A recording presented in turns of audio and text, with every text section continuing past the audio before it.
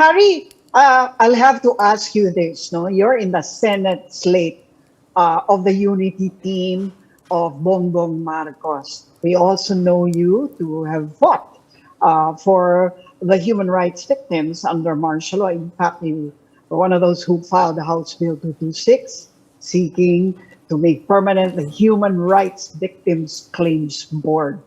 How do you feel about now working on the unity team with Bongbong Marcos? And what does that make of your cause when you were a congressman on the human rights claims? Well, that's the beauty of legislation. I have made a stand in favor of human rights, as in fact, I was one of the principal authors for the compensation bill for the victims of martial law abuses. No? So I think I was instrumental in providing reparation to the victims of human rights, including compensation. Now, I have also reviewed the record of Bongbong Marcos Jr. There is no case, whether be it for ill-gotten wealth or for human rights violation, where he was in fact impleaded. I've examined all the ATCA cases in the United States, and they are against President Marcos, Imelda Marcos, and even Amy Marcos. No? But Bongbong Marcos was never impleaded in the Alien Tort Claims Act action where they procured a judgment against the Marcos estate.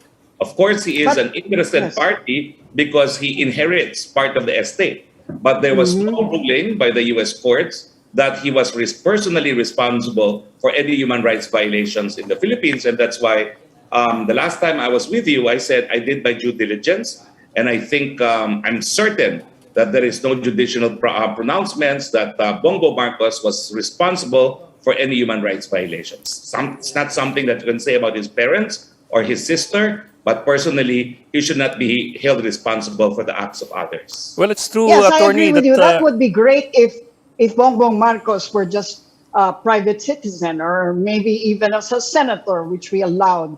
But now that he's gunning for the highest position in the land and knowing as how, the history of this nation has been so adversely affected by what his father and his family as a whole has done, does it not bother you that this person could actually win, be president again, and basically neutralize whatever gains may have been made over the last 35 years?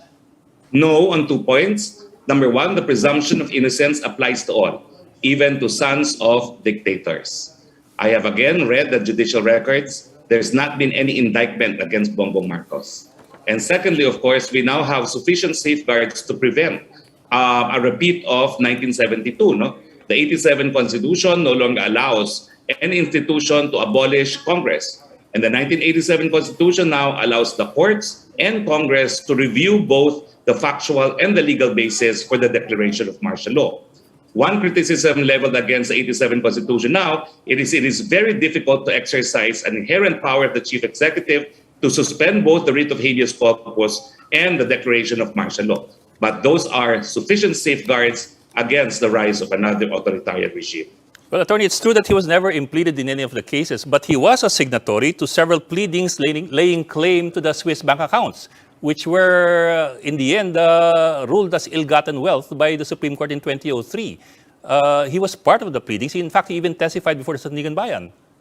But at the he same was not time, a party. And just to add to that, signed as an administrator, a co-administrator of the estate, but he was not impleaded as a party. He was impleaded as an executor of the estate, because an estate has a separate personality of its own, no? Separate and distinct from the deceased, and separate and distinct from the individuals acting as executors. Yes, sir. But not only that, he was also actively laying claim to the money. Him, his sisters, and Imelda Marcos. At the same time, we're also looking at the 1997 ruling with finality of the Supreme Court, which stated that the Marcos estate owes 23 billion in estate taxes, which was final already and has not yet been paid for. And unfortunately, Bongbong Marcos din po yung estate administrator. So what happens to that ruling? An estate administrator only administers the estate.